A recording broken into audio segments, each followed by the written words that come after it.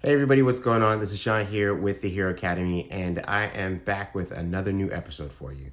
So I'm excited, as I always am every week, to see you guys and to bring this to you. And today's topic is why your business needs a digital strategy. This is something that I actually end up talking to a lot of my current clients, prospective clients, colleagues about because more times than not, we've probably heard that anecdote about if you fail to plan, then you plan to fail. And while we may have heard that a lot, and we don't really take it to what it really means, if we really think about that, it's very much true. More times than not, we jump into an idea and we just go all the way into it and to the best that we can for what we think that we know.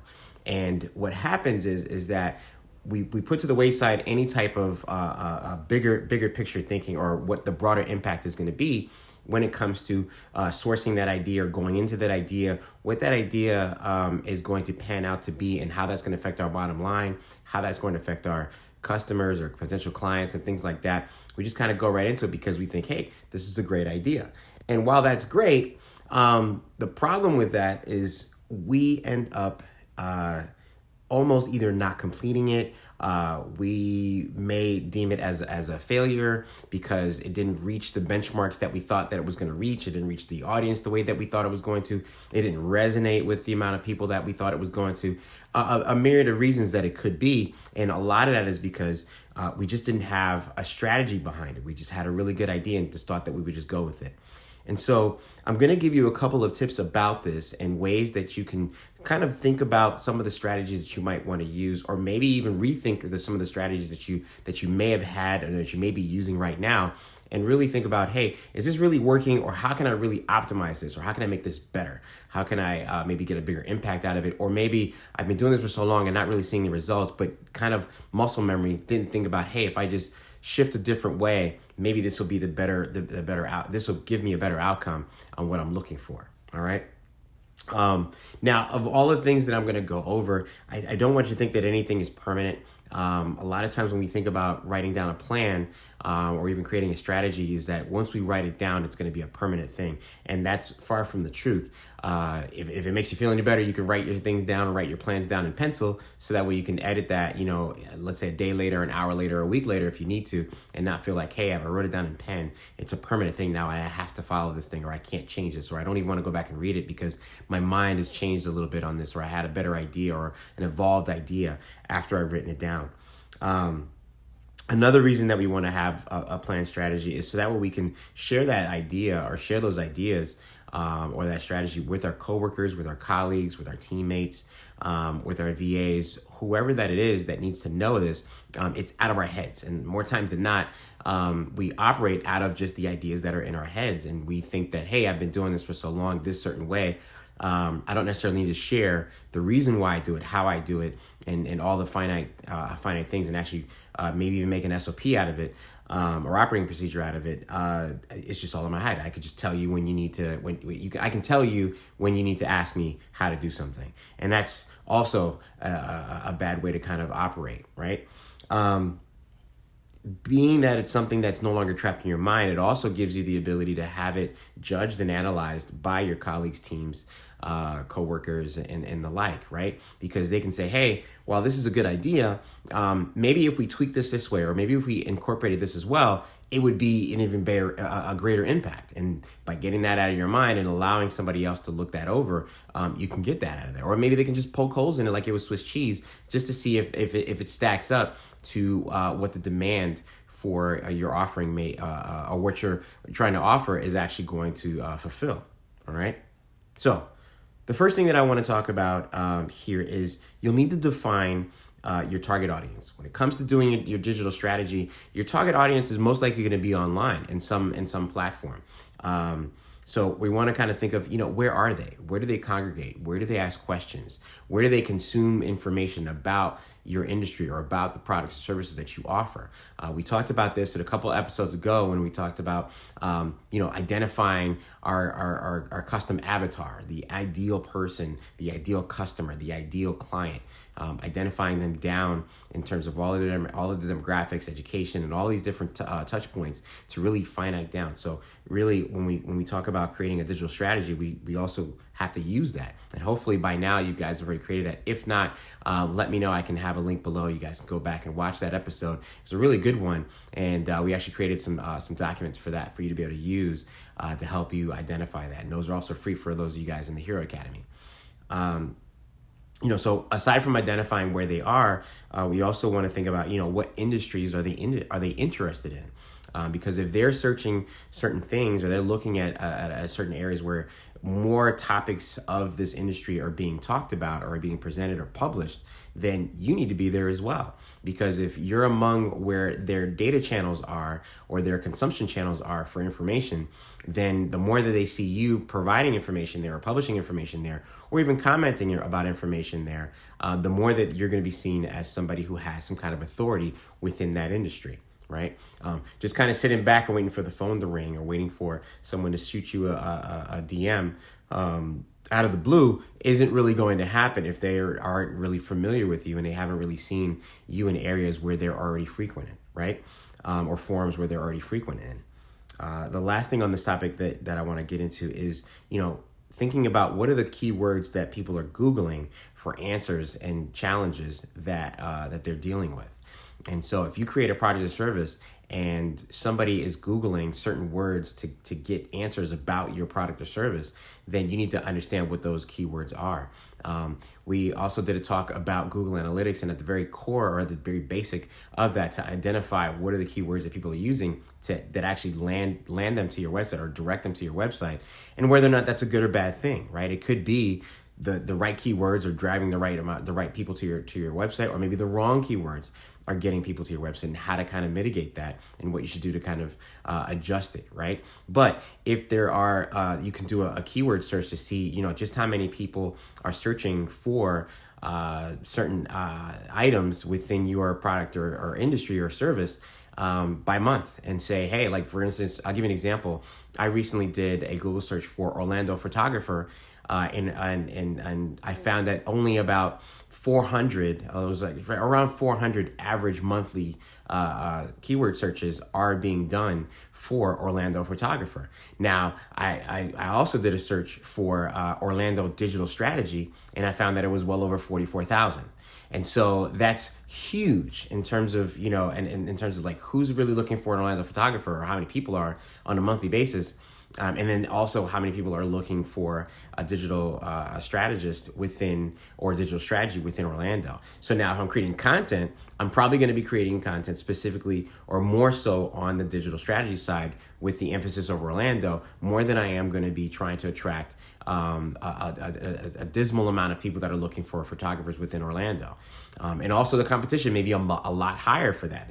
I know personally that there's a lot more photographers that are out there within probably 25 miles of me than there are, all around Orlando. But at the same, if only 400 or a little over around 400 people are looking for them, that's not enough to really, I would say, for me to base my business on, unless I'm niching down to a specific type of photography, and then I'm able to attract the people that the target audience that I'm looking to attract within that niche part of photography within Orlando. That's also possible too. We can get into the weeds with that in another episode.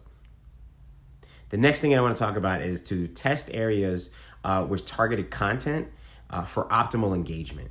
And so what that means is, we maybe, for us, for example, we have channels within LinkedIn, within Facebook, within Instagram, and some YouTube and some other offerings, right?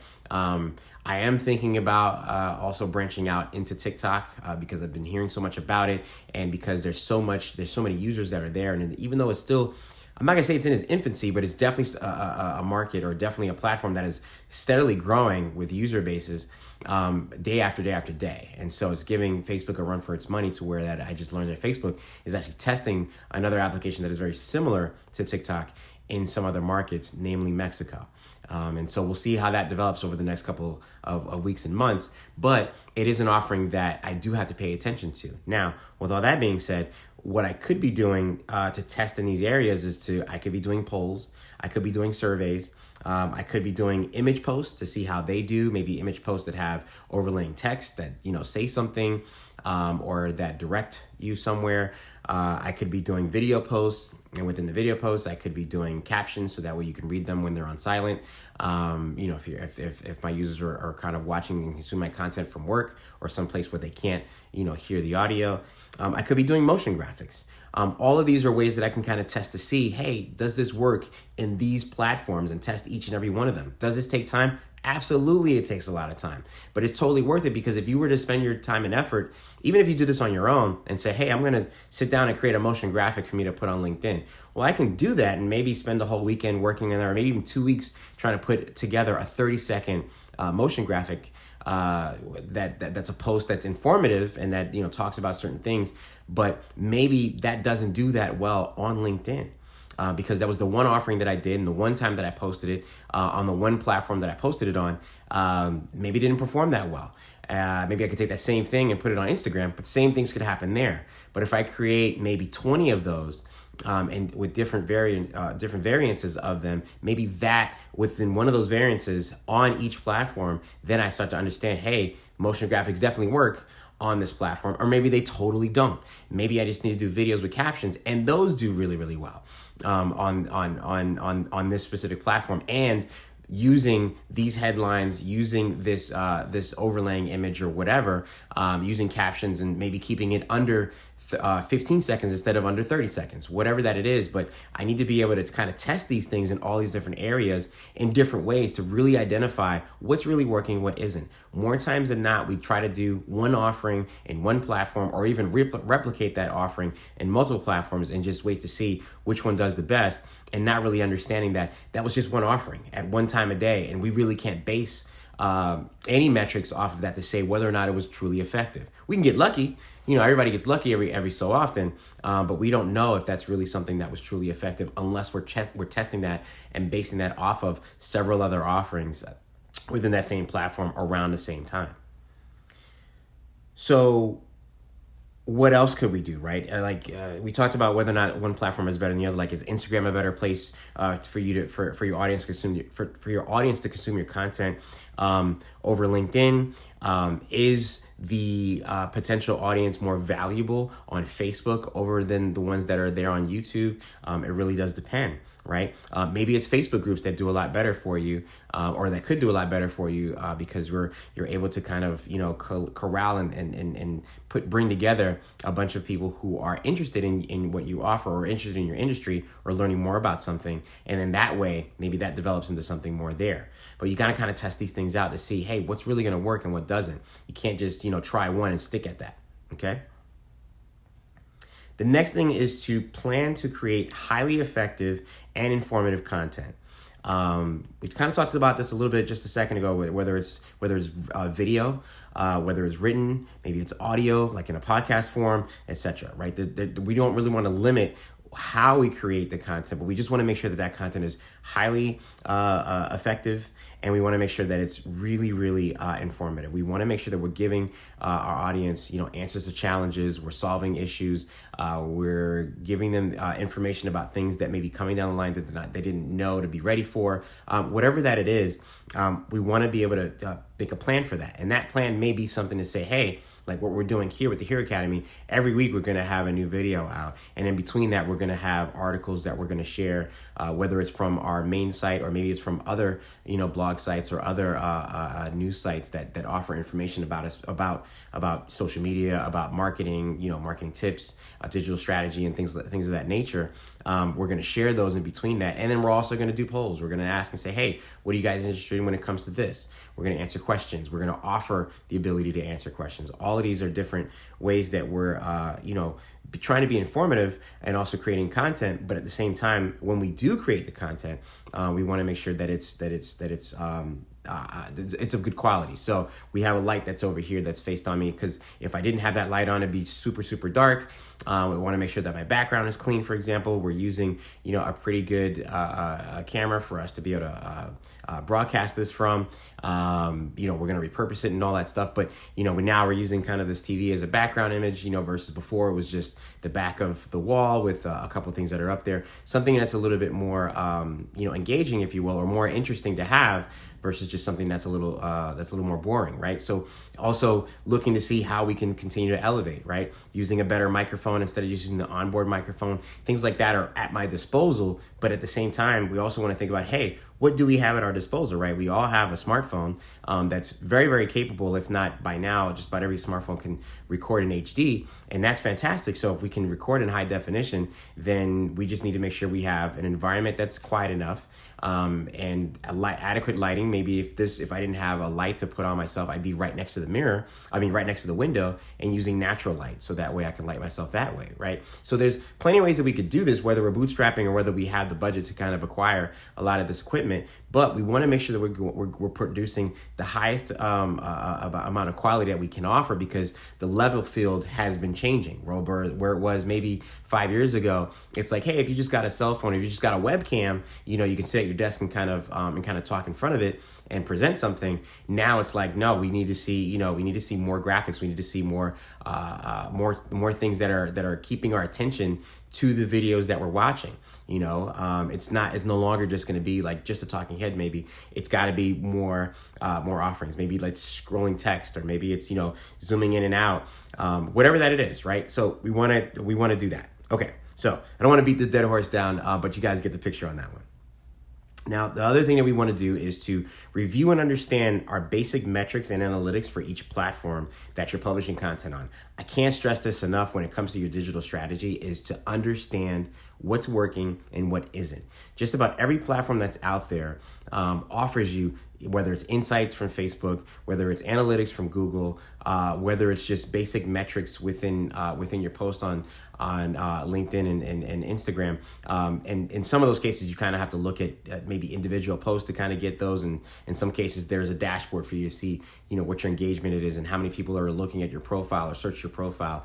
In some cases, they may even give you notifications, say, hey, or an email to say, hey, here's what's happening with your profile over the past week, and maybe give you a graph and say how well you're doing or how well you're not doing.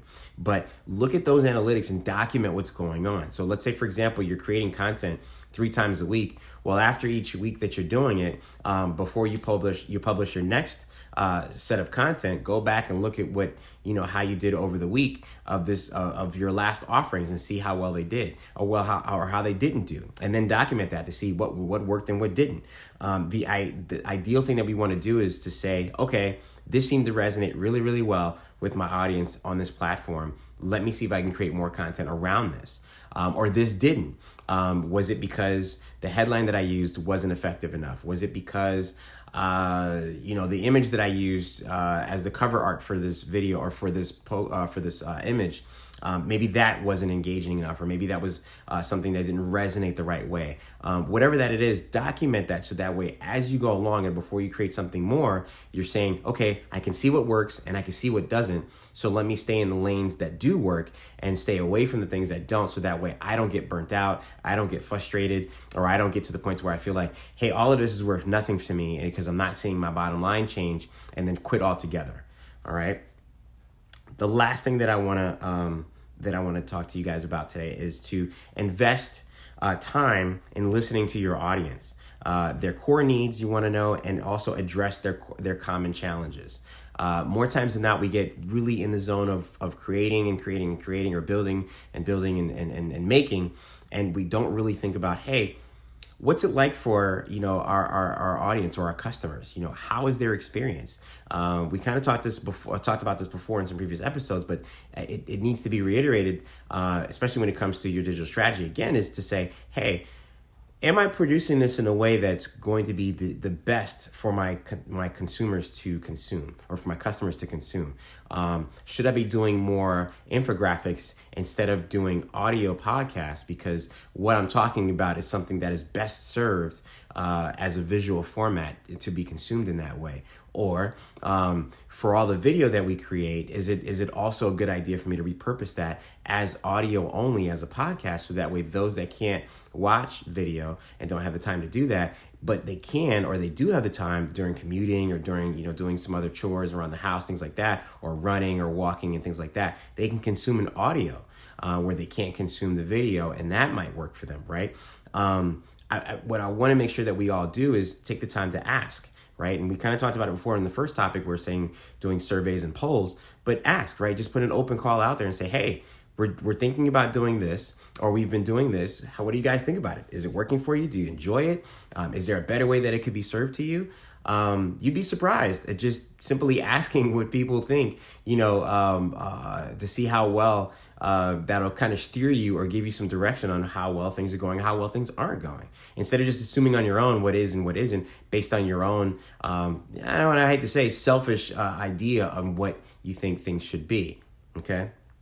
So don't spend all your efforts, just talking at your audience. Talk with them, engage with them, whether it be in comments, whether it be asking or just sending direct messages. And, maybe, you just sold sold a product to somebody, and maybe just make a phone call and say, hey, we noticed that you just purchased this item. Just wanted to make sure that you got it. Do you have any questions with it? I can't tell you how many times that would really make somebody happy, make a customer happy to know that, hey, they actually care about me. I don't know how many other people that they've sold things to or that have purchased, in the last week or last day or whatever, but for them to give me a call just to see, if I was happy with it, if the packaging was right, if it arrived fine, if they had any additional questions with it, what that really does to them when they next think about you as a brand or your company as a brand, and when they think about your product, whether they need to order it again in the future or whether they want to talk to somebody else about it and refer to them and say, hey, by the way, yeah, you said you needed, this, that, and the third. Well, I ordered mine from Design Theory, and when I got it, Jean gave me a call and made sure that I was all set and good. So, by all means, you should definitely check them out, because even though they may not be the cheapest out there, their customer service is on point. And that's what people really want. They want that engagement. They want that feeling of like, hey, you really matter to me, or I really matter to you as a customer. And so you'll see loyalty really rise with that. And then your offerings, whether it be, your mailing list, and when you send out emails and things like that, you'll start to see those also climb, because people will be more interested in reading what you have to say, because they have more at stake with you in that regard. Okay. So those are just some examples there to kind of reach out. So let me go back and reiterate what we talked about today. Number one was you need to identify your target audience. Okay. Next was to test areas with targeted content for optimal engagement. After that, number three was to plan highly effective and informative content, whether it be in video, written, or audio form, etc.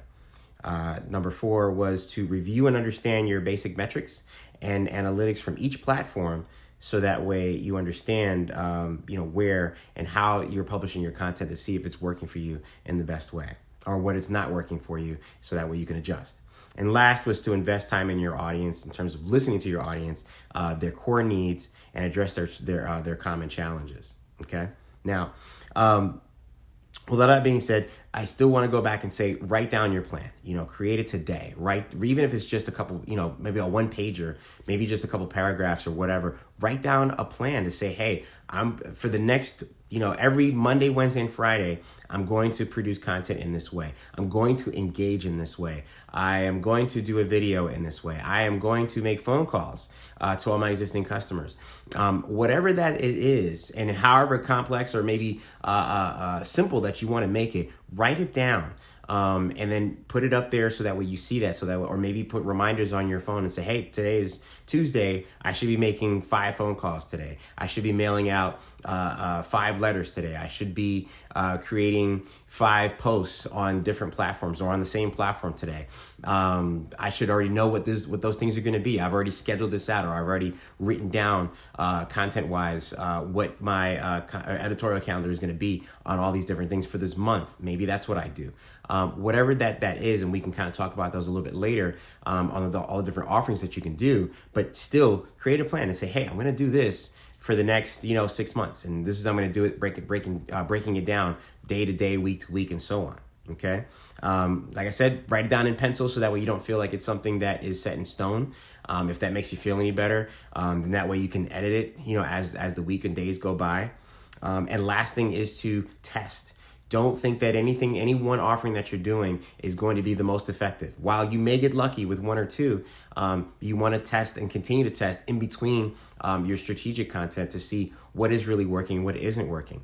Maybe it's some ideas that we may give to you here within the Hero Academy, but maybe there may be some other ideas that you pick up from competitors. You may pick up from industry offerings in terms of publishings and blog posts and things like that. But test. And you'd be surprised to see what actually does work. Even if it's something that you wouldn't have tried yourself or you wouldn't have come up with yourself, try it anyway. And, tactfully, of course, but try it anyway. And then document it. Make sure that you're documenting your whole process to see, hey, this is what worked. I did it at this time of day on this platform with this amount of characters, with this photo or this type of video or this type of motion graphic. And then, like I said, document it and see what works for you. Now, that's all I have for you guys today. I want to say thank you to everybody that's been there with us within the Hero Academy for the last several months. I didn't think that we'd get this far. We're at episode 20, and that's just awesome for doing about an episode a week with some other mixed content in between of that. What we're going to do going forward is take a break from this season, and we're going to come back in a little while with season 2. But in between that, what we're going to be doing is creating some content. I'm going to be having some guests come on as well so that way they can share some of their expertise. Nicole is actually one of those, and she's got a lot of tidbits and things that we want to share with you, and so I'm very excited about that, as well as some other featured guests that we're going to have on. And in between all of that, I'm also going to be creating some other videos that some will be live and some will be pre-recorded, that way I can have some screenshots, or I can have some side-by-side, or maybe even some tutorials that are going to be hyper-focused on maybe just one thing, if not one or two things, so that way you guys can actually take those pieces of content and run with them. It's going to be things that you can take and use right then and there, or take and test right then and there. So among all of that, plus some other offerings that we're going to be doing for the next couple weeks, is all going to be here. You're still going to get some stuff from us every week, but it's going to be a little bit of a mixed bag while we get ready for the next season of the Hero Academy and these weekly episodes. So without anything further, thank you guys for watching. Thank you guys for being a part and being heroes. And I'd love to hear from you in the comments below. See you guys again next week.